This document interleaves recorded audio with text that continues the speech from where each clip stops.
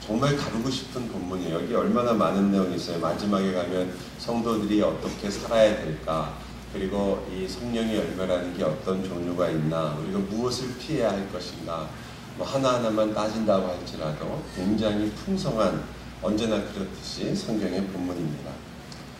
제가 어떤 그 목사님과 대화를 하는 중에 크게 제 사고가 참 잘못됐구나, 나도 생각을 참 잘못하고 있구나 라고 느꼈던 적이 있는데, 이제 그 교회에서 그 교회는 수련회를 꼭 추수감사 주일에 꼭 가는 거예요. 그 땡스기빙 데이를 껴가지고 땡스기빙 데이가 되게 금요일이죠? 목요일이죠? 금, 토 이렇게 가거나 목, 금 이렇게 간대요. 그래서 제가 왜 다른 많은 날도 있는데 하필 땡스기빙 데이에 가냐? 가족들과 이렇게 지내도록 하는 날이 아니냐? 그랬더니 그분이 저를 눈을 동그랗게 쳐다보면서 물어보시더라고요. 우리가 가족이 아닙니까? 진짜 가족은 우리 이 교회에 함께 있는 그 사람들이 우리의 영원한 가족이 아니냐. 그래서 제가 깜짝 놀랐어요. 나도 생각을, 물론 잘못된 생각은 아니지만, 그러나 내 패러다임이라는 것도 결국은 우리 가족이라는 것에 크게 벗어나지 못하는구나. 나의 영원한 가족. 그래서 당연히 가족이 함께 모이면 항상 생각해야 하는 우리 성도들, 교회에 있는 우리의 가족을 어쩌면 나는 더 가까이 생각해야 되지 않을까라는 좀 반성을 좀 한 적이 있습니다. 이 연휴잖아요. 연휴에 가족들과의 일도 있고, 또 오랜만에 쉬는 날 회사에 출근하지 않고 쉬는 그 시간을 내어서 함께 올라와서 성도들과 함께 시간을 보내고 말씀을 듣는다는 것, 그것만으로도 여러분은 이렇게 말씀드려도 되겠죠. 참 박수를 받을 만합니다. 옆에 있는 사람에게 박수 한 번씩.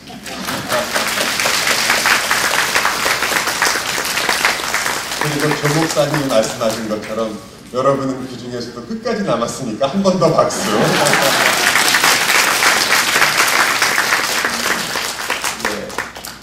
그리고 제가 전에도 왔을 때도 항상 봤지만 너무 많은 큰 사랑을 많이 받아서 저희 그 방에 아주, 여기 지금 앞에 놔뒀지만 예쁜 꽃도 이렇게 갖다 주시고, 또 방에 많은 간식도, 여러분 방에는 없었죠? 네. 간식도 갖다 주셨어요. 그래서 또 제가 주책 없이 하나도 남김없이 다 먹었습니다.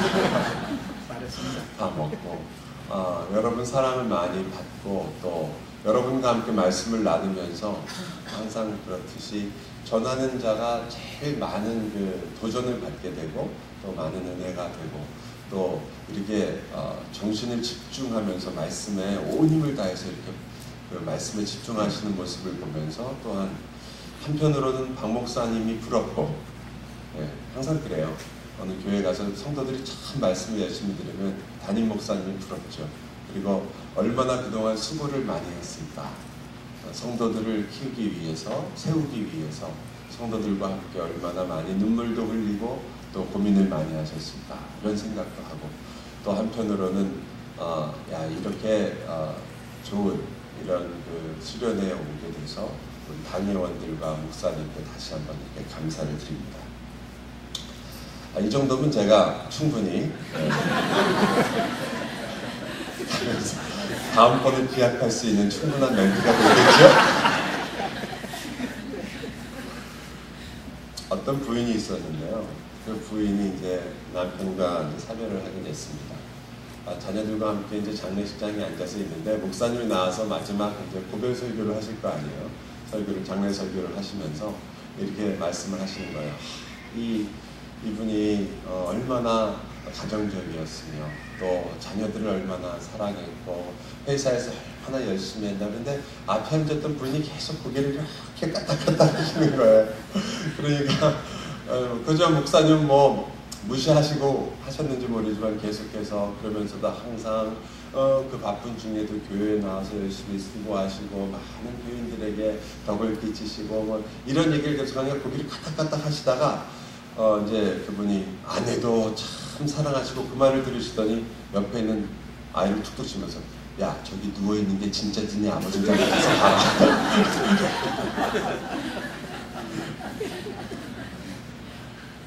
우리 성도들이요, 참 우리가 이게 서로 이게 뭐 해주는 이야기, 참 다복하십니다, 행복하신해 보이십니다, 자녀들이 잘 커서 좋겠습니다, 교회에서 참 봉사 많이 하시고 집사님이 되시고 장로님이 되시고 또 목사라는 칭호도 받게 되고, 이런 것들은 어떻게 보면 하나님 앞에 갈 때는 다 벗겨질 것들 아니에요, 그죠? 하나님 앞에 가면 그때 정말 우리 모습이 남김없이 드러나게 될 것입니다.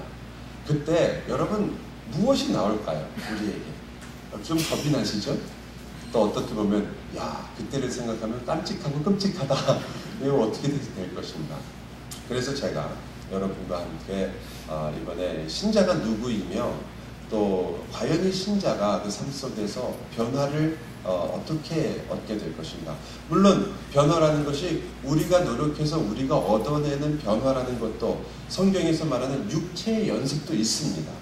여러분이 결단해서 이번 한 해는 내가 절대로 우리 아내에게 매달마다 뭐 꽃을 사주겠다, 혹은 내가 집에 매일 전화를 하겠다, 뭐 이런 약속이나 결단도 할 수 있고, 그것이 어느 정도 여러분에게 도움이 될 때도 있습니다. 내가 꼭 일찍 들어오겠다, 가정에 더 신경 쓰겠다, 올해는 아이들과 함께 여행을 다녀오겠다, 이런 것들도 물론 어느 정도 효과가 있습니다. 나쁜 것은 아닙니다. 그러나 제가 말씀드렸듯이 그러한 모든 것들이 여러분의 마음과 여러분의 하나님의 기초한 모든 삶적인 변화로부터 결과로서 나오는 것들이어야 진정 성경이 말하는 열매적인 성격을 갖고 있는 겁니다.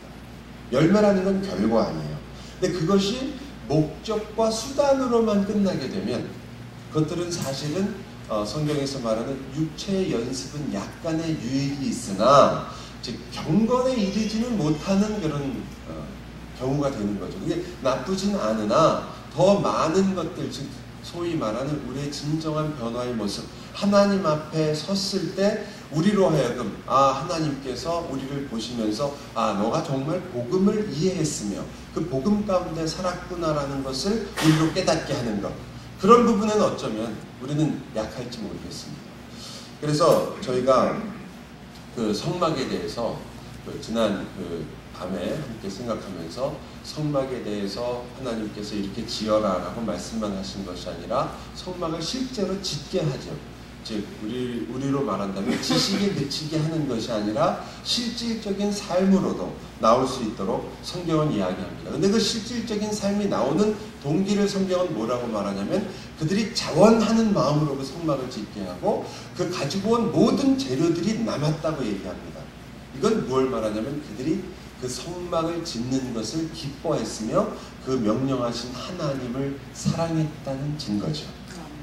사랑했다는 증거, 즉 하나님을 사랑하는 마음으로부터 나왔다는 그 성막을 짓는 행동이 하나님을 사랑하는 것으로부터 나왔다는 것이 성경이 우리에게 증거하는 참 중요한 내용입니다. 여러분, 조금 우리가 랩업을 하면요, 우리가 신자가 누구인가를 첫 시간에 우리가 함께 나누었고, 그리고 신자라는 것이 어떠한 그 내면적 성격을 갖고 있는가를 우리가 보면서 지난 시간과 2시간에 걸쳐서 주일 설교와 함께 바로 그 모든 것의 기초가 마치 이 중보자 모세가 이 이스라엘 민족 앞에서 하나님 앞에 서 있던 것처럼 그 모든 변화의 핵심 속에는 예수 그리스도가 있으며 결국 그리스도께서 중보자 모세 때문에 성막이 세워지는 거거든요. 하나님이 떠나시려고 했어요. 내가 너희와 함께 가지 않겠다 했던 하나님께서 중보자 모세를 통해서 이스라엘을 용서하시고 성막을 짓고 거기에 임하시기로 하셨습니다. 즉 예수 그리스도께서 성막을 세우신 것과 마찬가지죠. 그래서 우리가 더 이상 변화하는 나 혹은 내가 변화하는 모습 이런 데에 우선적인 관심을 갖지 않고 또 변하는 세상 이런 것에 우리가 근거를 두지 않고 그것들이 나를 변화시킨다거나 그것들의 나의 결심이 나를 변화시키는 것이 아니라 우리를 변화시키는 가장 중요한 근거는 바로 변하지 않는 하나님이 우리의 변화의 근거라는 것을 우리가 함께 살폈습니다.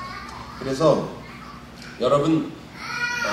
여러분과 제가 오늘 아침에 그렇다면 이제 내일부터 어떻게 살 것인가를 생각하면서 제일 먼저 다시 한번 우리 마음에 항상 잊어버리기 쉽기 때문에 또 생각해야 될 것은 하나님의 그 끈질기신 사랑과 그 속의 역사와 그 모든 것으로부터 우리를 붙드시고 계신 그 하나님만이 우리가 내일부터 우리의 삶을 살아갈 힘일 뿐만 아니라 내가 변화하는 근거입니다. 그것으로 계속 돌아가셔야 합니다. 그 하나님으로 돌아가지 않는 이상 우리의 어쩌면 우리가 가지고 있는 근거는 계속해서 약해지며 또 여러분은 자칫 잘못하면 쳇바퀴 같은 그 삶을 또 돌 수도 있습니다. 그때 여러분은 또 실망하게 될 거고 또 절망하고 나는 이거밖에 하지 못하나, 내가 예수를 위해서 산다고 했던 삶이 이거밖에 안 되나라는 그러한 문제에 또 봉착하게 돼요. 여러분 이제 이 변하지 않는 하나님 그분께서 여러분을 새롭게 창조하시는 일이 바로 진정한 의미에서 변화입니다. 여러분이 무언가를 하는 일은 바로 이 하나님이 새롭게 여러분을 창조하시는 일에 대한 여러분의 그 사랑과 은혜에 대한 반응들입니다. 그게 여러분과 저의 삶에서는 변화된 것으로 느껴지지만 그건 결과란 말이에요. 다시 오리무중에 들어가는 이 눈빛, 첫날부터 다시 시작해야 된다는 그런 느낌을 갖게 하는 마지막 날에 드디어 오늘 우리가 점심도 무시하고 계속해야 되지 않을까라는. 그래서 이 창조가 첫 번째 창조에 그때도 성령 하나님께서 수면 위에 운행하신다고 그러죠. 그 창조에 성령 하나님께서 적극적으로 동참하셨죠. 예수 그리스도께서도 마찬가지였지만 그때 성부 하나님만이 세상을 창조하신 것이 아니라 성자 하나님께서도 여러분이 잠언에도 잠언 9장에도 나오잖아요. 그 지혜가 하나님이 창조하실 때 함께 있었다. 그 예수 그리스도를 그림자적인 언어로서 보여주는 거죠. 또한 성령 하나님께서 수면 위에 운행하시잖아요. 그래서 이 창조 사역에는 예수 그리스도의 사역과 하나님의 사역과 성령의 사역이 함께 지금 같이 있습니다. 그 창조가 그때는 무로부터의 창조라고 우리가 얘기하잖아요. 그러나 이제는 여러분을 죄를 이기는 창조, 여러분의 그 죽음을 이기는 창조, 여러분이 가지고 있는 고통과 고민과 여러분이 나의 힘으로는 되지 않는 이 답답한 나의 현실을 이겨내시는, 죄와 죽음을 이겼는데 무엇을 이기지 못하겠습니까? 생각해 보세요. 세상에서 가장 이길 수 없는 것이 죽음인데 그것을 이기신 그 하나님께서 창조하시는 창조의 사역입니다. 그러니 여러분의 인생 속에서 부딪히는 모든 문제 속에서 하나님이 새로운 창조를 이루어 나가시는 거죠. 그래서 우리는 그 창조 때문에 여러분이 과거에 잘못한 것을 다시 새롭게 하는, 우리 대개 말하는 개과천선, 내가 잘못된 것을 다시 한번 새롭게 해서 선한 사람이 된다, 이 정도의 의미가 아니라, 그래서 여러분이 결심한 것만큼 괜찮은 사람이 되는 게 목적이 아니고요. 여러분이 만약 계속 다시 한번 강조드리지만 괜찮은 사람이 되려고 하신다면 기독교는 별로 소용이 없습니다. 괜찮은 사람이 목적이면 오히려 여러분 자기 수양을 통해서 여러분을 만들어가는 도교나 불교나 심지어는 유교도 효과가 있습니다. 그러나 기독교는 나 자신을 멋있게 만들고 싶은 게 아니라 나 자신이 하나님께 합당한 자가 되도록, 그래서 하나님이 기뻐하는 사람이 되며 하나님께서 나를 변화시키는 근거가 되시고 나의 모든 목적이 바로 하나님과 하나님의 나라에 있는 사람들입니다. 그게 다른 거죠. 내가 괜찮은 사람이 돼서 내가 잘난 척하고 내가 남보다 나은 것을 증명해 보이려고 하는 것은 교회가 아닙니다. 그건 어떻게 보면 종교 생활을 하고 계신 거예요. 모든 종교가 우리에게 원하는 것들입니다. 이 예수를 믿는 것과 이 종교와 다른 점 중에 하나잖아요. 우리가 어떻게 하면 좀 더 성숙한 인간, 좀 더 괜찮은 인간이 되느냐, 그것이 목적인 것이 바로 일반 종교고, 우리는 그것이 하나님을 사랑하기 때문에 우리에게 그 하나님의 성품으로부터 우리에게 주어져 결과로 따라오는 게 우리들입니다. 우리는 괜찮은 사람이 되지 않으려는 게 아니에요. 성숙한 게 나쁜 게 아니라 그것이 하나님을 사랑하니까 따라온단 말이에요. 결과처럼 우리에게 주어지고 있는 거죠. 자연스러운 결과. 이 성령의 열매라는 표현도 그렇잖아요. 내 열매라고 안 그러잖아요. 너희의 열매는 사랑과 희락이라고 안 그래요. 얼마나 중요한 언어예요, 이게. 내 열매가 사랑과 희락과 화평과 평화면 여러분 그걸 위해서 우리가 달려가야죠. 나도 사랑하는 자가 되자. 나도 희락을 누리는 자가 되자. 나도 무언가를 이렇게 자비하고 양선하는 자가 되자. 그런데 그게 아니라 성령의 열매라고 하는 거죠. 성령 하나님께서 여러분 안에 계심으로 여러분에게 맺혀지는 결과들이란 말이에요. 그러니까 우리의 노력의 결과로 얘기하지 않고 성령 하나님의 일하심으로, 그리고 열매 자체도 우리의 것이 아니라 성령님의 것이에요. 소유가 성령님의 것이란 말이에요. 그걸 우리는 기쁨으로 여기고 그것이 우리에게 맺혀지는 것이 우리의 즐거움과 환희고, 우리로 하여금 그러한 것들을 갖게 하는 것을 금지할 법이 없다는 거죠. 이게 우리에게 맺힌다는 말이에요. 아, 여기서 저는 여러분이 막 와 이럴 줄 알았어요. 이게 그렇구나. 이게 나는 이거 어떻게 하면 맺을까 항상 고민했는데 이게 성령의 열매시라면 우리에게 결국 맺혀지는 것이구나. 아멘. 그래도 저와 신앙의 수준이 비슷한 분들이 몇 분 계시다는 게, 네. 저는 그래요. 저 자신을 볼 때 너무 소망이 없는 거예요. 솔직히 저 자신을 볼 때마다 느껴요. 야, 정말 그 조그만 일에 그렇게 짜증을 내고 화를 내는 걸 보면 참 깜찍하고. 저는 제가 괜찮은 목사가 돼가고 있다고 생각했는데 제가 제일 무서워하는 꿈이 두 개예요. 하나는 뭐냐면요, 영장을 다시 받는 꿈. 군대 늦게 갔다 왔는데요, 다시 영장이 와서 군대 또 오라고 그러는 거. 자다가 듣게요. 자다가. 말도 안 된다. 또 하나 잠이 깨는 꿈이 하나 있는데, 그건 뭐냐면 주일날 제가 교회를 갔는데 저 혼자 온 거예요. 아무도 안 왔어요. 교인이 아무도 안 온 거예요. 깜짝 깨면서 그런 생각을 해요. 야, 나는 입으로는 설교할 때는 한 영혼을 위해서 생명을 바친다 뭐 이런 얘기를 하지만 결국은 아무도 안 올까봐 걱정하는구나. 참 벗어나기 어려워. 내 몸은 알고 있구나, 내 마음을. 그런 걸 보면서 좀 소망이 좀 없을 때가 있어요. 그럴 때마다 이 구절이 저에게 힘입니다. 내 열매가 아니다. 성령입니다. 성령으로 출발해서 성령이 우리 안에서 역사하시며 결국 맺혀지는 것도 성령 하나님께 드릴 그 열매다. 내가 먹을 열매가 아니에요. 내 열매로 내가 심고 내가 거둬서 내가 먹을 열매가 아니라 하나님께 온전히 바칠 열매예요. 저는 그래서 계시록이 너무 멋있어요. 면류관을 하나님이 주시는데 주께서 주시는 그 면류관을 장로들이 어떻게 합니까? 하나님의 보좌 앞에 던지잖아요. 그 분께 돌아가야 될 것이다.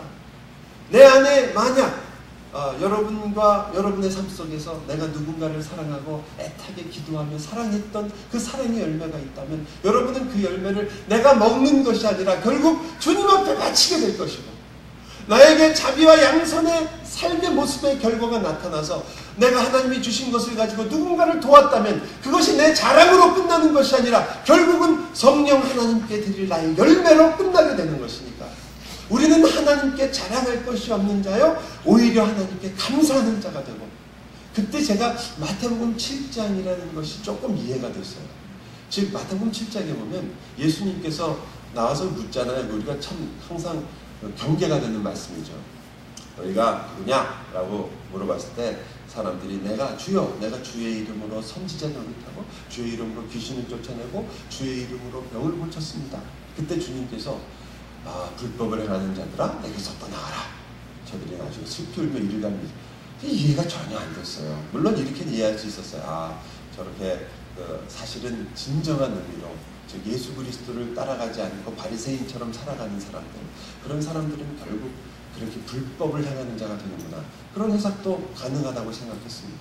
그러나 그것보다 제 마음에 지금 더 제가 그 구절에 대해서 더 깊이 이해한다고 생각하는, 그것보다 제가 다음에 왔을 땐 더 깊은 의미를 제가 여러분과 나눌지 모르지만 지금 현재 제가 알고 있는 이 말씀에 대한 정말 의미는 이런 거예요. 하나님 만약 여러분이 천국에 지금 가서 섰는데 하나님 여러분 물어보신단 말이에요. 너 땅에서 뭐 하다 왔냐?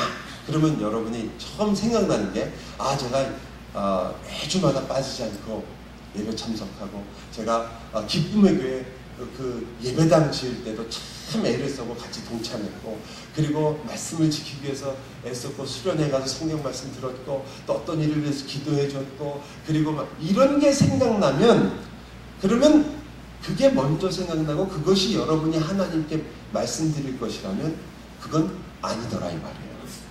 그게 아니더라. 왜? 그게 바로 이것과 똑같은 거예요.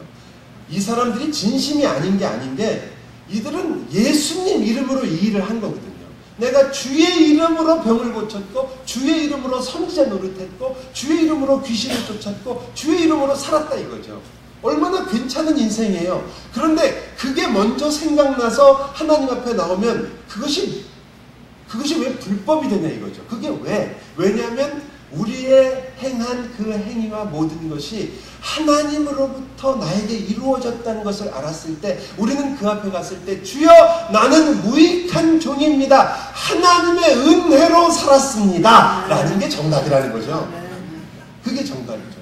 우리가 거기서 내가 한 일들이 참 기억나고 그게 쫙 가는 게 아니라 그것들은 하나님의 은혜로 이루어진 일이니 이 모든 면류관이건 열매건 다 하나님의 것입니다. 라는 그 마음이 우리가 이 땅에서 준비해야 할 마음이라는 거죠. 정말 저와 여러분이 하나님 앞에 갔을 때 이런 말도 좋아요. 예수 그리스도의 십자가의 보혈로 내가 구원을 받았습니다. 주님 주의 은혜로 살았습니다. 내가 이렇게 하나님께 왔으니 내가 천국에 들어가게 됐습니다. 그것도 정답이에요. 그러나 저는 저희 교인들에게는 이렇게 가르쳐줘요. 그러면 다 똑같이 얘기할 거니까 거기 가서 예수님이 좀 똑같은 대답을 들으면 식상하지 않겠냐. 거기서도 좀 튀는 대답을 해야 되지 않느냐. 그러면 거기서 조금 대우가 달라지지 않겠냐. 그때 가서 이렇게 얘기해라. 뭐라고 얘기하냐면 주님 하나님께서 창세전부터 원하셨던 그 뜻이 그 하나님의 뜻이 오늘 저에게 이루어졌습니다. 저는 여기 왔습니다. 그러면 분명히 하나님이 놀라실 거다. 그때 단 한마디만 해달라. 너 그거 어떻게 알았냐? 저희 담임 목사가 한명민 목사 한마디만 해달라고.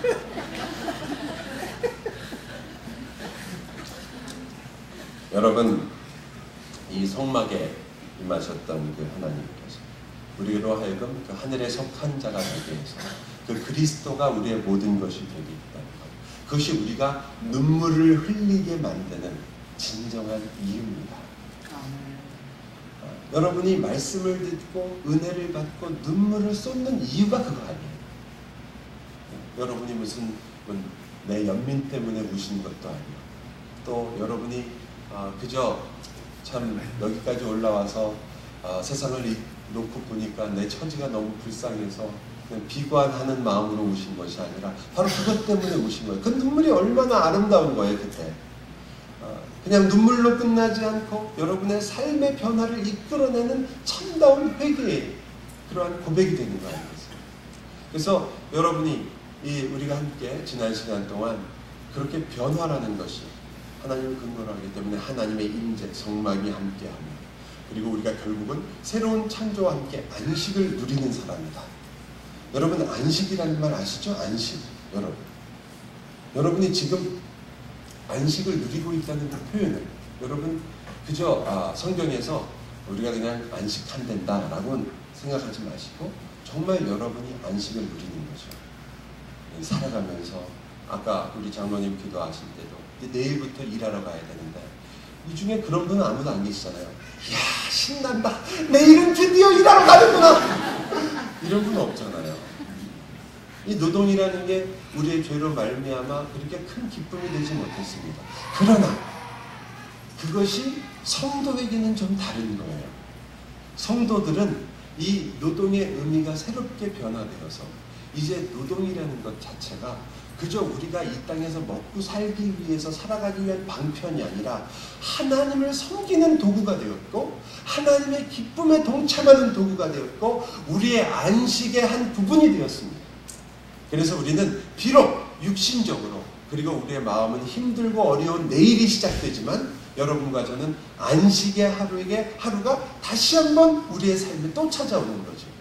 그래서 그 안에서도 우리가 감사하며 하나님 저의 인생 속에서 제가 이 온 힘을 다해 주님께 하듯 할 수 있는 그리고 주님 섬기듯 살 수 있는 이 인생 주신 것을 감사합니다라는 마음으로 살 때 여러분 그냥 그 하루가 지겹지만은 않잖아요. 네, 지겹으시군요. 그래도 지겨워요. 그래서 오늘 그 성령으로 우리가 살았습니다. 그죠? 성령 하나님의 역사로 살았어요. 그렇다면 오늘 갈라디아서 마지막 24절과 25절과 26절에 보면 성령으로 사는 자 너희는 또한 성령으로 행하라 라는 그 말씀을 가지고 제가 4가지만 성령으로 행한다는 것의 의미가 어떤 것인지를 함께 살펴보려고 합니다. 이전까지가 랩업 한 거예요. 제가 시계도 안 갖고 왔어요. 어차피 뭐 여기서 오늘은 점심 뭐 못 드시면 또 내려가서 드시면 되고 뭐 어차피 오늘은 쉬는 날 아니에요. 하루. 그쵸? 째려보지 마세요. 첫 번째로요. 성령으로 행한다라는 말이 가지고 있는 의미를 저는 좀 정리한 거죠. 이거보다 훨씬 더 많고 깊습니다만은 우리가 조금 마음에 새기고 가고 싶은 것은 첫 번째는 넉넉함의 원리라고 이름을 한번 붙여봤어요. 마지막 날이니까 여러분이 좀 기억하기 쉽게 제가 한번 넉넉함의 원리라는 것은 뭐냐면 성령 하나님이 우리와 함께 하신다는 성령으로 산다는 성령으로 행한다는 말은 우리의 힘으로 살지 않는다는 거 아니에요. 성령 하나님이 우리의 힘이 되고 우리의 근거가 된다. 이거야말로 우리가 가질 수 있는 최고의 힘 아닙니까? 우리가 생각할 수 있는 최고의 장점이에요. 여러분이 가지고 있는 최고의 장점 누가 물어보면 나는 무슨 이런 달란트가 있습니다. 이런 달란트가 있습니다가 아니고요. 사실 여러분이 갖고 있는 최고의 장점 여러분의 최대 무기는 성령 하나님이 나의 힘이 되신다는 거죠. 그거는 표현하면 이런 표현을 우리가 쓸 수 있는 거예요. 로마서 8장에 있는 말인데 이 모든 일에 우리를 사랑하시는 이로 말미암아 우리가 넉넉히 이기느니라. 그 힘이 넘친단 말이에요. 성경은 그거를 그냥 너희가 살 만큼 힘을 줬다라고 이렇게 표현을 안 해요. 너희가 이 세상을 살아가기에 그 정도 그냥 헉헉거리면서 살아가며 이를 악물고 살아갈 그 정도를 준 게 아니라 여러분으로 하여금 그것을 기쁨으로 이길 수 있도록 넉넉하도록 하셨다고요. 넉넉히 이깁니다. 실감이 안 나세요? 하루하루 사는 게 너무 힘들어서 실감이 안 나세요? 아니요. 여기 여러분과 성경 둘 중에 하나가 뭔가 틀린 거죠. 그럼 성경은 말하기를 너희를 사랑하시는 이의 사랑이 얼마나 큰지 성령 하나님의 역사가 얼마나 깊은지 놀라운지 너희가 넉넉히 이긴대요. 넉넉히. 이기고도 남는다 이 말이에요. 그래서 이걸 저는 넉넉함의 원리라고 생각합니다. 성령 하나님이 우리에게 이 힘이 된다는 말은 첫 번째로요. 여러분 이걸 조금 좀 추상적으로 생각하실까봐 제가 조금 세분했어요. 첫 번째로는 성령 하나님께서 우리에게 하시는 일 중에 하나죠. 우리를 계속해서 예수 그리스도와 하나가 된 것을 지켜주신다 이런 뜻입니다. 우리로 하여금 내가 내 힘으로 사는 정도가 아니라 그리스도와 하나가 돼서 살고 있는 것을 계속 지키게 한다. 계속 생각나게 하시며 계속 그것을 알게 하시며 우리로 성령 하나님께서 나는 그리스도와 하나가 된 자다. 그리스도와 함께 살고 있다. 저는 제가 그 영상에 있는 분들하고 같이 기도하면서 그리고 같이 공부할 때 그걸 제일 강조해요. 여러분 혹시 여러분이 몸이 아프신 분들은 꼭 기억하세요. 여러분이 왜 아플 때 힘든 것 중에 하나는 내가 너무 아픈 것, 다른 사람은 느끼지 못하는 그 고통 속에 있기 때문에 그렇거든요. 너무 외로우면서 아프단 말이에요. 그게 아니라 여러분 성령 하나님께서 여러분을 넉넉하게 이기는 힘을 어떻게 주시느냐? 여러분 홀로 그 병상에 누워있는 것이 아니라 그리스도가 여러분과 함께 누워 계시다는 것을 기억해야 합니다. 여러분보다 더 깊은 절망과 아픔을 그리스도께서 느끼고 계시다는 것. 내 마음에도 다 이해하지 못하는 이 아픔, 여러분이 아픈 그 아픔의 원인과 그 결과와 미래를 다 알지 못하기 때문에 그저 그 순간에 오는 그 아픔밖에 몰라요. 우리는 그렇잖아요. 그저 내가 아픈 것, 병이 났기 때문에 아픈 이 아픔, 그리고 내가 생각할 때 우리 자식들은 어떻게 하나, 우리 남편은 어떻게 하나, 우리 아내는 어떻게 하나, 우리 부모님은 어떻게 하나, 이런 정도의 생각으로 오는 아픔을 여러분이 느끼고 있지만 예수 그리스도가 여러분과 함께 느끼는 아픔은 여러분의 그 깊은 인생, 왜 우리가 이 생애 속에서 죄라는 문제 때문에 갖고 있는 이 고통, 그리고 그것 때문에 오는 이 병, 그 병으로 인한 우리의 그 깊은 절망, 내면 속에서 끊임없이 나오는 절망, 그리고 앞으로 올 모든 미래와 아픔, 그 고통을 그리스도는 아신다고요. 우리보다 더 우리를 잘 아신다고요. 그러니 우리보다 더 깊은 고통을 그리스도는 나와 함께 지금 겪고 계시다고요. 그 그리스도가 우리와 함께 그 고통을 겪기 때문에 그리스도께서 그 고통을 이기시고 부활하신 능력이 여러분을 넉넉히 이기게 하실 줄 믿습니다. 그 그리스도가 우리와 함께 있다. 우리와 영원히 여러분을 하나로 그리스도와 묶고 계신 그 성령 하나님의 능력이 우리를 넉넉히 이기게 합니다. 또한 우리로 하여금 그리스도의 말씀, 하나님의 이 말씀을 깨닫게 하고 기억나게 하십니다. 그게 우리의 최고의 무기입니다. 세상 사람들은 알 수 없어요. 정말 알 수 없습니다. 그 하나님의 말씀으로부터 오는 그 위로를 그들은 아마 조금만 안다면 다 예수 믿으려고 덤빌 수밖에 없을 것입니다. 그 절망과 기쁨 속에서도 그 주님이 주셨던 그 말씀 한마디가 우리를 끝까지 붙들었던 그 놀라운 체험을 여러분은 다 한두 가지는 가슴에 갖고 계실 것입니다. 성령 하나님의 일이었습니다. 그분이 여러분으로 하여금 예수께서 하신 말씀을 기억나게 하셨습니다. 그리고 또 하나, 우리는 우리의 빌 바도 알지 못합니다. 정말 우리처럼 기도를 못하는 사람이 세상에 있을까요? 우리가 바로 앞에 일도 모르고 우리는 우리 생각나는 대로 기도할 수밖에 없는 사람들이죠. 그래서 성경도 말하잖아요. 우리가 마땅히 빌 바를 알지 못하나. 그래서 저는 가끔 너무 기도를 가장 성경적이라고 말을 붙이긴 하지만 옳다고만 생각하는 기도에 너무 집착하시는 분들께 제가 가끔 말씀드려요. 우리가 아무리 옳게 기도하고 하나님의 뜻을 온전히 아는 것처럼 기도하려고 너무 그러는 건 기도를 오히려 방해하는 거다. 그렇잖아요. 부족한 우리가 어떻게 온전하신 하나님의 뜻에 맞춰서 그대로 기도할 수 있겠습니까? 그건 불가능하거든요. 근데 그렇게 기도하려고 기다리시는 분들 많이 봤어요. 목사님 오늘 설교를 듣고 나서 보니까 이런 기도는 참 잘못된 것 같은데 주시옵소서 그런 기도도 문제가 있지 않습니까? 예, 저도 그렇게 생각은 해요. 저도 맨날 주시옵소서 기도가 안 좋아가지고 저도 하나님께 기도한 적이 있어요. 주여 다시는 주시옵소서라는 기도를 하지 않게 해 주시옵소서. 요 정도구나 우리가. 근데 우리가 그 정도예요. 여러분 자꾸 하나님의 그 은혜의 보고에 들어가는 열쇠에 금메기를 너무 애쓰지 마세요. 그 열쇠가 맞으면 되지. 금메기를 하느냐, 은으로 발랐느냐, 거기다 다이아몬드를 박았느냐, 멋은 있어 보일지 몰라도 그게 답은 아니잖아요. 근데 우리는 너무 거기에 신경을 쓰는 게 아닌가 생각돼요. 여러분 틀린 기도도 우리가 할 수 있어요. 할 수 있어요.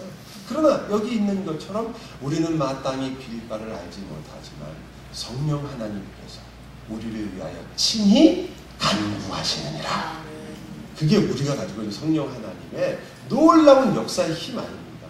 성령 하나님이 우리의 힘이 되시기 때문에 우리는 심지어 우리의 갈 바를 알지 못하나 성령 하나님께서 우리를 인도하신다. 여러분 하나님의 뜻에 대해서 저희 출애굽기를 하면서 저희 교회에서 출애굽기를 같이 공부하면서 하나님의 뜻에 대해서 공부한 적이 있었는데 많은 분들이 하나님의 뜻을 A, B, C, D 중에 하나님의 정답은 C, 그거 못 고르고 A 고르면 너는 끝장. 이렇게 생각을 많이 하세요. 그래서 하나님의 뜻을 구한다는 것을 꼭 그런 식으로 찾아가시려고만 하세요. 그거는 사실은 우리가 잘못 생각하고 있는 거예요. 신자에게는요. 신자는 말 그대로 모든 것이 합력하여 선을 이룬다고 하잖아요. A, B, C, D 중에 C가 정답에서 그 길로만 가야 하나님이 복을 주시고 다른 길로 가면 벌을 주는 게 아니라 여러분이 고르고 여러분이 기도하며 하나님의 말씀 속에서 고민하며 가는 그 길이 바로 하나님께서 여러분과 함께 가시는 길이에요. 아멘. 그 길 속에서 여러분이 게으르면 안 되죠. 어떻게 하나만 하나님의 길이 있는데 그냥 가자. 그러면 여러분 말 우리가 잘 아는 대로 된통 맞고 돌아오시는 거죠. 엄청 얻어맞는 거예요 그게. 그러지 않고 하나님의 뜻을 조차 살기 위하여 고민하며 내가 알고 있는 성경의 지식과 그 뜻에 따라서 온 힘을 다해 주님의 뜻을 찾으려고 하는 여러분에게, 여러분이 어떤 일을 결정한 것 때문에 하나님이 어이구 너 그거 C였어, 넌 B구나, 넌 틀렸다, 한 끗 차이지만 넌 끝장이야, 이런 거 없어요.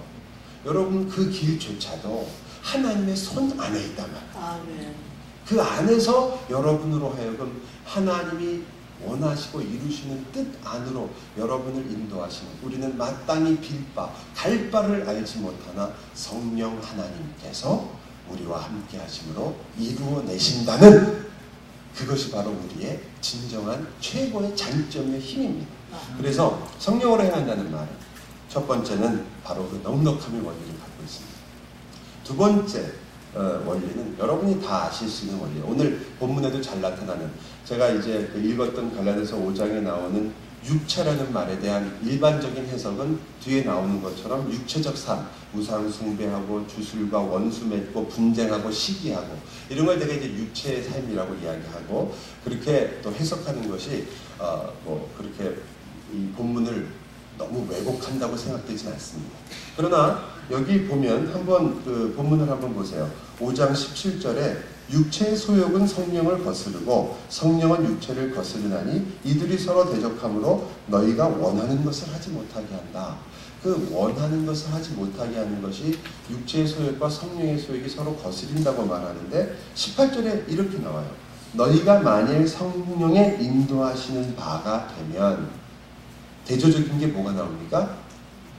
율법 아래에 있지 아니할 것이다. 근데 제가 이 갈라디아서를 보면 볼수록 더 확신이 더 생기는 것은 이 육체라는 것이 사실은 이 갈라디아서 전체의 주제하고도 맞는 거죠. 지금 바울이 거짓 복음, 너희들이 다른 복음, 너희들이 엉뚱한 것을 듣고도 자꾸 속는구나 했을 때 그게 율법으로 돌아가는 걸 말하는 거거든요. 여기서도 역시 육체라는 것이 바로 그 율법 아래에 있는 것을 말하는 것이 보다 더 이 본문의 의미를 더 살리는 것 같아요. 율법 아래에서 살게 되면 그에게서 나오는 열매들이, 그 율법 아래에서 율법을 지키려고 하다가 나오는 그 열매들, 우리의 부족함을 알지 못하고 율법을 내 자랑으로 삼으며 그것으로 구원을 추구하려고 하게 되면 그것이 만들어내는 것이 바로 이 세상의 그 육체적인 모습이다. 성령은 그와 대조된다라고 보는 것이 더 맞다면, 이 성령을 따라 살며 행한다는, 성령 가운데서 행하고 성령을 따라 산다는 그 말은 믿음의 원리로 산다는 거죠. 율법의 원리가 아니라. 율법의 원리는 뭡니까?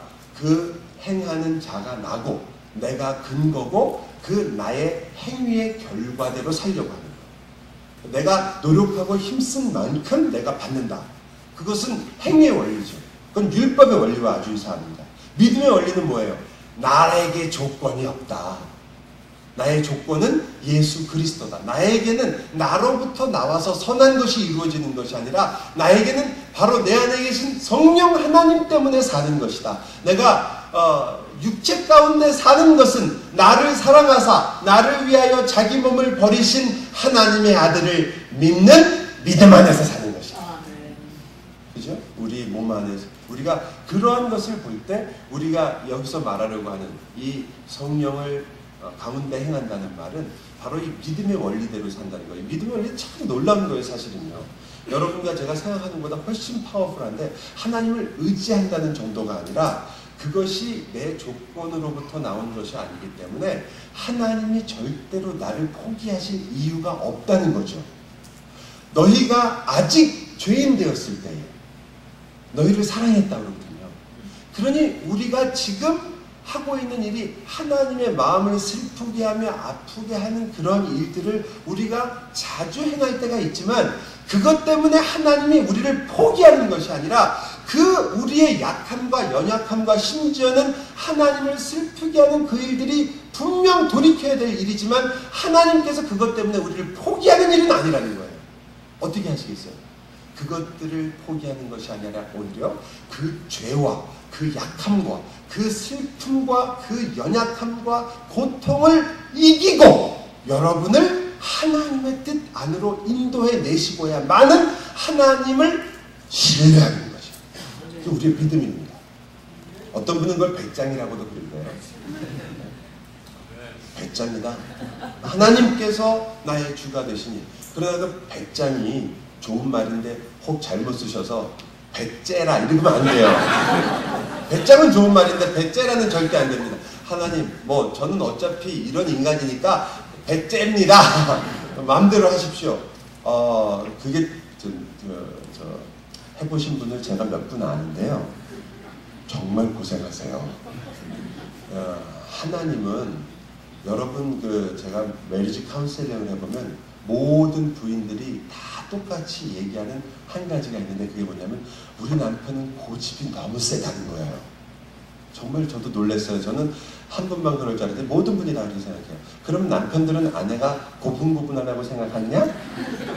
천만에 만만의 말씀이에요. 다 고집이 세대요. 여러분 고집 센 거 알아요. 그래서 하나님 한번 해보십시오.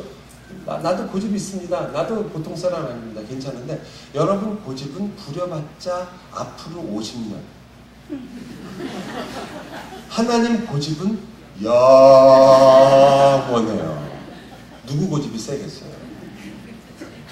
거기다가 우리 부모들은 애들 고집도 못 꺾어요. 그게 우리가 가지고 있는 사랑 중에 약간 거짓된 부분 중에 하나죠. 애가 저러고 저러면 귀찮아서라도 그냥 해줄 수밖에 없잖아요. 뭐 어떡하겠어요. 그래, 너 그거 하고 너 혼 좀 나가라. 이런.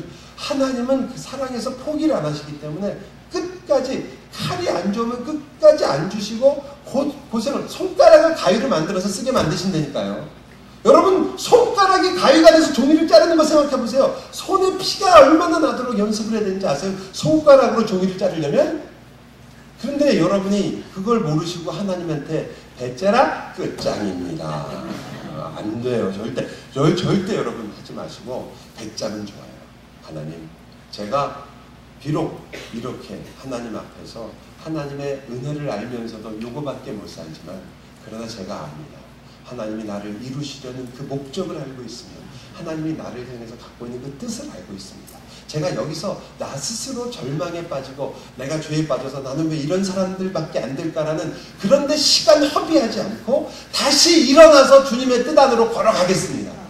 우리 너무 시간 많이 허비해요. 여러분 스스로를 연민하느라고. 주님 저는 이거밖에 안 돼요. 주님 그것 때문에 얼마나. 하나님은 괜찮아요. 여러분 같은 사람을 한두를 다루셔야 말이죠. 웬만한 일은 놀라시지도 않아요. 근데 여러분 뭐 하나님 되게 생각하는 것처럼 하나님의 영광과 거룩을 생각하면 너무 여기다가 시간 다 쓰고서는 똑같은 일 또 하는 거예요. 그러지 마시고 여러분 하나님 제가 잘못했습니다. 이거 돌이키겠습니다. 제가 여기에 지지 않으며 이것 때문에 좌절하고 사탄이 저를 유혹해서 여기에 빠지게 해서 그 문제를 붙잡고 시간을 버리게 하지 않겠습니다. 주님이 용서하시지 않았습니까? 제가 정말 이게 배짱인 거예요. 제가 다시 일어나서 주님 뻔뻔하지만 주님 앞에 다시 나가서 제가 다시는 같은 죄에 빠지지 않도록 다시 살겠습니다. 쓰러지더라도 주님 그 길로 가겠습니다. 쓰러지면 또 일으켜 주십시오. 이게 배짱이에요. 여러분 우리 너무 많은 시간을요 자기 반성과 또 자기 연민에 너무 써요. 나쁜 건 아니죠. 처음 우리가 반성해야죠. 잘못했구나 깨달아야죠. 그러나 그러기 때문에 그걸로 좌절하고 시간을 보내시지 마세요. 돌이키셔야 돼요. 그리고 나가셔야죠. 갈 길이 멉니다. 예수 그리스도의 성품을 닮아가는 그 길이 그렇게 짧은 길이 아닙니다. 열심으로 나가셔야죠. 여기 어르신들 중에 어떤 분 저희 교회는 저희 기쁨의 교회보다 어르신들의 연령이 좀 높으신 것 같아요. 저희는 90세가 넘으시면 저희가 한 달 반 정도 전에 결혼 70주년 금강석 혼이라고 그러거든요. 그 금강석 혼을 하신 부부가 계세요. 그 장로님이신데 너무 좋으신 분인데 저한테 이렇게 물어보시더라고요. 목사님, 하나님이 저를 잊어버리신 게 아닐까요? 왜 안 들어가시나?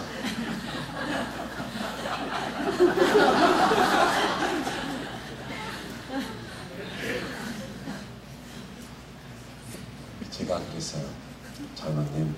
장로님께 굉장히 죄송한 말씀이지만 장로님 아직 졸업학점이 안 되셨네요. 졸업학점이 돼야 되는 거예요.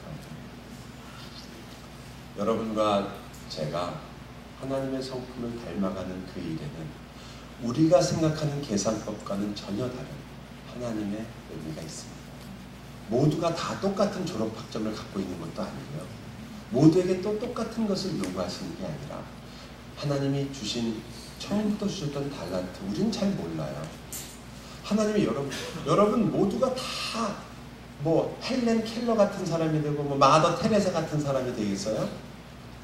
저는 우리가 나도 그런 사람들을 보면서 우리가 자극을 받는 건 좋지만 그 다 우리 보고 그런 사람 되라고 우리에게 저는 그렇게 우리에게 주어진 것이 그 한 달란트밖에 안 되는 사람이 100달란트를 남기려고 막 애를 쓴다는 것 자체가 말이 안 되는 거 아니에요.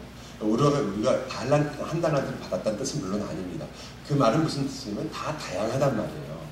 그렇기 때문에 다 졸업학점도 다르고 이수할 학점도 달라요.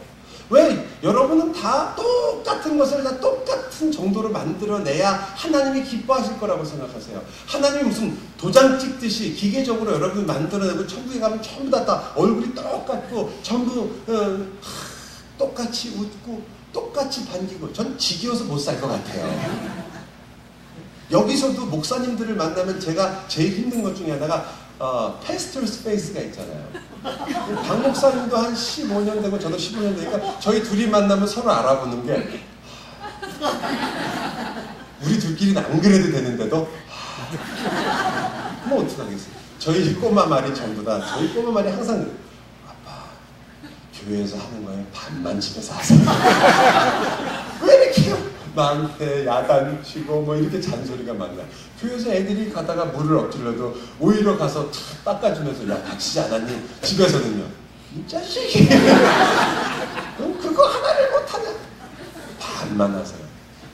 우리 다 아니 전부 그런 얼굴이면 천국에 갔는데 여러분 전부 그런 얼굴이면 뭐가 재밌겠어요. 안 그렇단 말이에요. 우리들에게 받은 분량을 하나님께서 정말 아름답게 모두의 특성과 달란트를 최대한도로 살리면서 우리의 기질과 우리의 성격과 그 품성들이 하나님의 온전한 컨트롤 속에 들어가 예수 그리스도의 모습을 닮은 그 모습으로 우리가 그곳을 살게 될 거 아니에요. 그 아름다운 모습. 우리가 서로 죄가 없기 때문에 그 모든 것이 정말 아름다운 결과를 만들어내는 내가 급한 것 같았으나 그 급한 것이 아름다운 열매를 만들어내는 내가 항상 모든 일에 여러분 천국에 가면 성격이 다 똑같아서 급한 사람도 없고 어떤 사람은 뭐 전부 다 느긋하게 살고 전부 다 무슨 우리 생각 하와이에 이런 거 뭐 야자수에 넣고 전부 다 주스 한 잔씩 마시면서 뭐 바라보고 아이 그것도 하루 이틀이지 이거 지겨워서 못합니다. 하나님의 나라에는 이 땅의 것과 완전히 변화된 모습도 있고 또한 우리의 모습에 연속성도 있는 거 아니에요. 그것을 우리가 신비하기 때문에 다 모르기 때문에 우리가 그것을 다 그저 상상을 하고 있지만 예수 그리스도의 온전한 모습을 보면서 우리가 기뻐하고 즐거워하는 거죠. 우리도 이렇게 될 것이다. 여러분 그러니까 이 성령 하나님께서 우리를 그 믿음의 원리로 즉 내 조건으로 해서 사는 것이 아니라 성령 하나님께서 그 믿음을 의지하는 그래서 하나님만을 의지하고 하나님께서 우리로 하여금 포기하지 않는다는 것을 알게 하는 소망을 품는 그 믿음으로 살게 되는 거죠. 이게 성령을 따라 사는 사람의 특징입니다. 우리는 다른 건 다 해도 포기는 못해요. 아 힘들다 이거 뭐 그냥 이렇게 살다가 말까? 산다는 게 다 그렇지 뭐 이게 안 돼요. 우리는 왜? 아직도 예수 그리스도와 하나님이 기뻐하시는 나라가 있고 그 나라를 향해서 우리가 갈 길이 있습니다. 성령 하나님께서 그 길을 우리와 함께 가시기 때문입니다. 세 번째 원리는 주인이 바뀌는 원리입니다.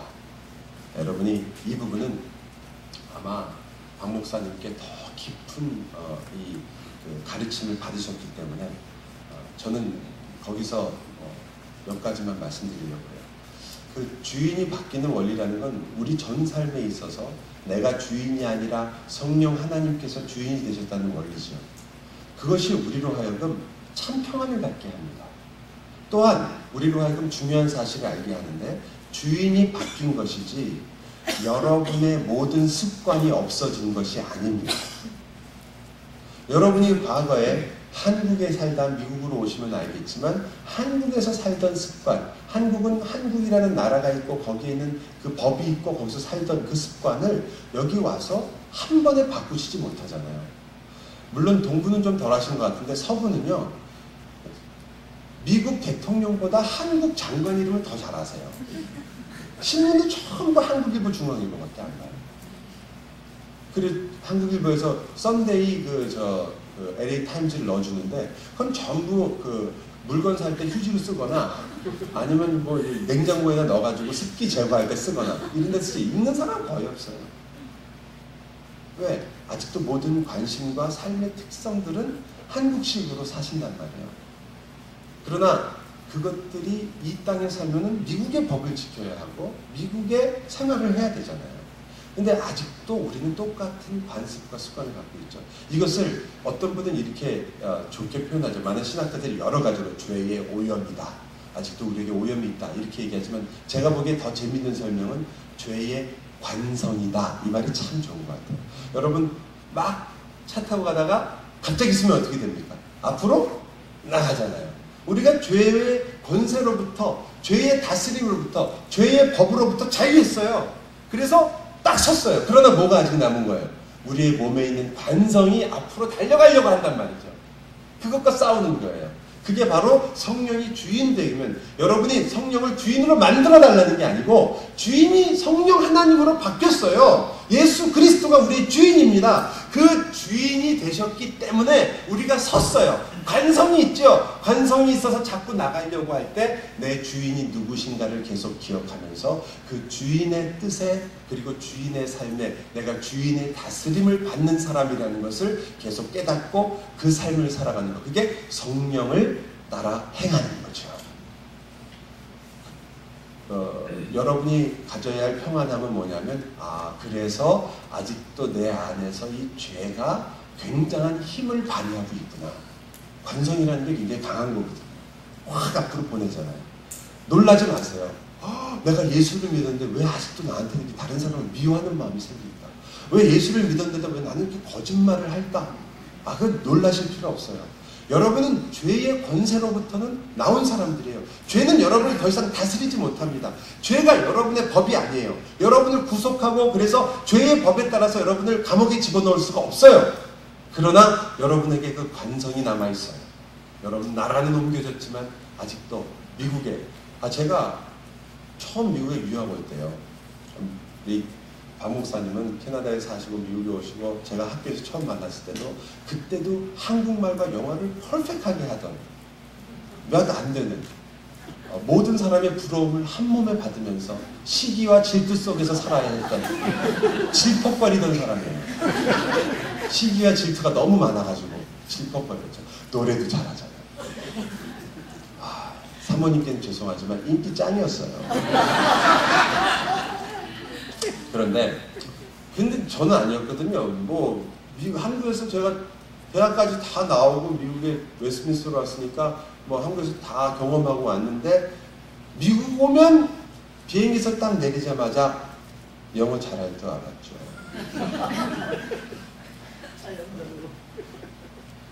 근데 내려서 거의 실수 연습이죠.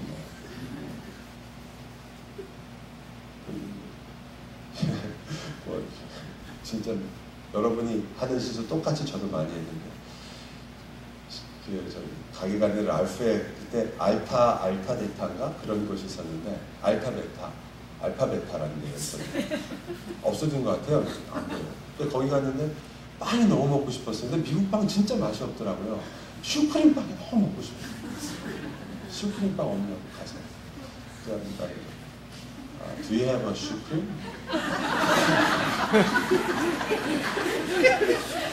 What? 발음이 나빠서 그런 줄 알고 Do you have a 슈크림? 계속 저는 거를 안 되겠다 그래서 Do you have a 슈크림? 아이언 넘버 9 아직도 기억해요. 아이언 넘버 9 갔더니 구두야.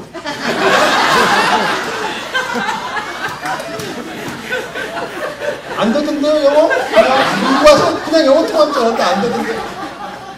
여러분 예수 믿고 나서 여러분이 어떻게 그날로 예수님처럼 살 줄을 생각하시는 거 이건 말도 안 되는 얘기예요. 여러분에게 성령 하나님께서 함께 역사하심으로 주님이 주인이라는 걸 매일 깨닫게 하시고 그 안에서 훈련을 통해서 성령 하나님의 훈련이 여러분을 매일 정말 성령의 훈련이 시작되는 거예요. 그것이 여러분이 지금도 받고 계신 거예요. 왜 교회가 필요합니까? 이 교회가 그 성도들이 그 안에 여러분을 갈고 닦아주는 형제와 자매들이에요. 그래서 교회를 떠나실 수가 없는 거예요. 왜? 교회에서 여러분 마음에 맞는 사람만 있는 게 아니잖아요. 그죠? 아닌 것처럼 안 맞는 사람이 더 많죠. 네? 말을 한번 할까 말까 해서 말 한번 했다가 그냥 졸제 공격당하는 사람이 그냥 좀 잘해주려고 그러면 가서 오해해가지고 정말 내 속을 상하게 하는 사람이 있어요. 그게 바로 예수님께서 우리들에게 보여줬던 예수님의 삶의 특징이에요. 계속된 오해. 제자들 중에 예수님을 이해한 사람이 누가 있어요? 뭐하러 오셨는지도 몰라요. 마지막까지도 제자 훈련의 최초의 최대의 실패자. 예수님 때문에 저희 목사들이 얼마나 힘을 얻어요. 제자 훈련은 성공하는 예가 없다는 것도 별로 그렇게 속상하지 않은 이유는 예수님이 실패하셨으니까. 여기 다 몽땅 도망갔어요. 3년이나 가르쳤는데. 제가 3년을 가르쳐서 도망갔다면 당연하지만 예수님이 3년을 다 도망갔어요. 그 중에 예수님이 왜 왔는지도 몰랐어요. 그렇게 가르쳐줘도. 저는 바울하고 예수님 때문에 몇 번 살았는데 바울이 저 설교할 때 설교를 하는데 설교가 진짜 맥히는 건지 안 맥히는 건지 듣는 건지 변하는 건지 너무 답답할 때가 있었거든요. 바울 때문에 참 큰 은혜 받았죠. 예수님 때문에 그렇지만 바울은 설교할 때 졸다가 떨어져서 죽은 사람도 있더라고요. 저는 아직 그런 일은 없거든요. 죽으시는 분 조는 분 있는데 떨어져 죽은 사람 없어요. 그래서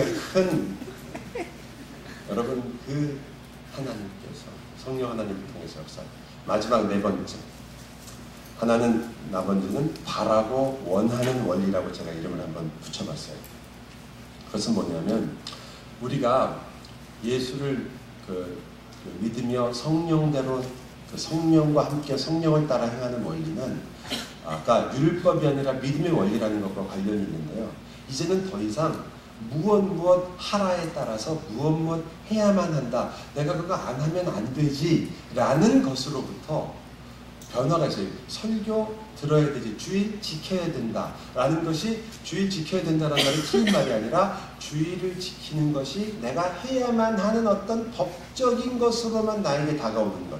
내가 큐티도 안 하면 안 되지. 해야만 한다. 또 성경을 읽는 것도 해야만 한다. 기도도 해야만 한다라는 것으로부터 좀 변화가 있는 원리예요. 바라고 원하는 원리라는 것은 이제는 내가 그것이 좋아서 하고 싶어지는 거예요. 즉 내 마음에 원함이 생기는 거예요. 기도라는 것이 내가 그냥 억지로 해야만 하는 종교적 행위가 아니라 내가 하나님과 화목하게 되었으며 아버지가 생겼으니 그 아버지와 내가 나가서 이야기하고 대화하고 사랑해야 되는 존재가 아버지시구나. 이걸 빌립보서 2장 13절을 제가 읽어드릴 테니까 바로 여기서 나온 원리와 똑같습니다. 너희 안에 행하시는 이는 하나님이시니. 그러니까 하나님께서 행하신다고 얘기해요. 하나님이 하신단 말이에요. 그러나 자기의 기쁘신 뜻을 위하여 너희에게 소원을 두고, 소원은 뭐죠? 바라고 원하는 마음을 두어 행하게 하시느니라. 여러분으로 하여금 그것을 바라고 원하게 한단 말이에요. 하나님과 만나는 시간을 그리워하게 하고 성도들이 예뻐 보이기 시작하는 거예요. 그렇게 속을 썩이고 뒤집는 사람도 있는데도 교회에 와서 성도를 보면 야, 정말 사랑하는 마음이 생기고, 어떤 사람이 나와서 간증을 하는데 나 예수 안 믿던 사람인데 예수 믿게 됐습니다. 그러면 마음이, 여러분 어떠세요? 여러분도 모르게 환해지지 않으세요?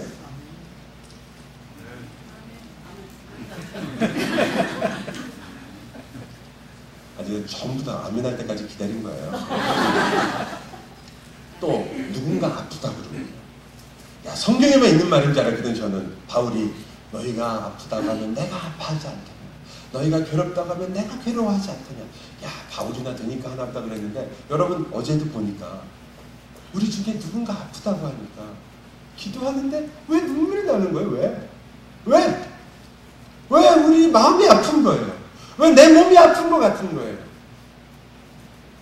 우리 안에 하나님이 소원을 주신 거죠. 바라고 원하는 마음, 성도를 사랑하는 마음, 하나님의 말씀을 그리워하는 마음, 갈증을 느끼게 하는 마음, 성령께서 우리 안에 그 소원을 두고 행하신다는 이 원리가 우리로 하여금 성령을 따라 살게 하는 것입니다. 제가 4가지를 다시 한번 말씀드리고 이 마지막 그 성령의 열매를 맺는 이 원리를 정리하려고 합니다. 첫 번째, 잊지 마세요. 성령 안에서 우리는 넉넉하게 이기는 원리, 넉넉함의 원리가 있다는 것. 또 하나는 우리는 우리를 조건으로 하고 우리 힘으로 나오지 않는 믿음의 원리로 산다는 것. 주인의 원리, 이제 드디어 우리의 나라가 옮겨졌으며 우리의 다스림이 하나님의 다스림 속에 있다는 원리. 이것이 바로 성령을 따라 행한다는 의미입니다. 마지막으로 성령께서 우리 안에 소원을 두고 행하신다는 원리, 바라고 원하는 원리. 여러분, 이제 더 이상 남보다 더 잘나야 한다, 나도 교회에서 남보다 뛰어나야 된다, 나는 신앙이 남보다 더 좋아서 사람들이 인정을 해야 된다, 이러한 압박과 이러한 그 부담과 이러한 말도 안 되는 자기가 만든 십자가를 스스로 져서, 성경이 말하는 십자가라는 십자가를 혼자 지고 돌아다니시지 말입니다. 이제는 진정한 의미에서 여러분의 신앙생활을 잘하게 되면 예수 그리스도만 바라보다 보니까, 주님만 바라보고, 아까도 말했지만 우리 조 목사님처럼 조시성으로 다 개종하시고 조다가 되어서 남이 나보다 더 잘 믿도록 섬겨주는 게 신자예요. 나는 더 낮은 자가 되리라. 그가 나보다 나아진다면 나는 그 발밑에서 그 발을 씻기는 자가 되리라. 이게 진짜 신앙이죠. 남을 나보다 낮게 여길 뿐만 아니라 그가 나보다 나은 신앙을 갖도록 하기 위해서 애쓰리라. 나야말로 죄인 중에 괴수가 아닌가. 그 예수 그리스도의 마음을 품고 그 하나님과 그리스도와 성령 하나님을 그 사랑하기 때문에 여러분의 삶 속에서 하나님의 나라의 그 원리를 계속 묵상하며, 그저 순간순간 생각날 때마다 남을 도와주는 게 아니라 내가 하나님 나라에서 누구이며 형제와 자매가 누구이고 세상에 대해서 내가 어떤 일을 행하는 자인가를, 그 가치관이 점점 변화되고 하나님의 이 세계를 보는 관점이 점점 하나님의 나라의 관점 속에서 점점 변화되어서 여러분의 삶 속에서 그것이 자연스럽게 성령의 열매로 맺혀지게 나오는, 다시 한번 말씀드려요. 자연스럽게 그 열매를 목적으로 쫓아가는 게 아니라 하나님과 하나님을 사랑하며 그 나라와 의를 구하다 보니까 그 성령의 열매들이 여러분의 삶 속에서 자연스럽게 맺혀지는, 그래서 나도 맺혀진 줄 모르는, 여러분 겸손의 열매가 맺혀진 줄 알면 뭐 어떡하면 좋아요. 몰라야죠. 무슨 열매가 맺혀진지 몰라야 돼요. 나는 모르는 다른 사람이 보면서 야, 사랑이 많으십니다. 그런 거 어쩔 수 없지만 여러분이 나는 왜 이렇게 사랑이 많은 거야? 나는 왜 이렇게 겸손한 거야? 나는 왜 이렇게 자비와 양선이 많은 거야? 노 안 됩니다. 그거 아니에요. 우리는 그 주님을 따라보다 보니까 나는 상상도 못했던 하나님의 복과 성령의 열매들이 정령 우리를 따르는 거죠. 그 여호와의 놀라운 지성소에 전해 영원히 거하면서 주님이 여러분에게 주시는 그 생수의 잔을 높이 들고 주님께 감사하며 매일매일 하늘로부터 오는 그 떡을 공급하시는 성령 하나님의 인도를 받아 승리의 삶을 한순간도 놓치지 말고 즐기시기 바랍니다. 기도합시다. 하나님, 저희가 그렇게 성령으로 말미암아 즐겁게 살기를 원합니다. 이 땅에서 하나님이 주신 이 놀라운 복음 때문에 그 복음으로 즐기고 뼈가 시리도록 감사하고 심장이 두근거리도록 하나님과 성도들을 사랑하게 하여 주옵소서. 그 성령님의 열매가 우리 삶 속에서 하나님 나라 때문에 맺혀지게 하시고 그것을 감사하며 오늘도 살아가게 하여 주옵소서. 예수 그리스도의 이름으로 기도하옵나이다.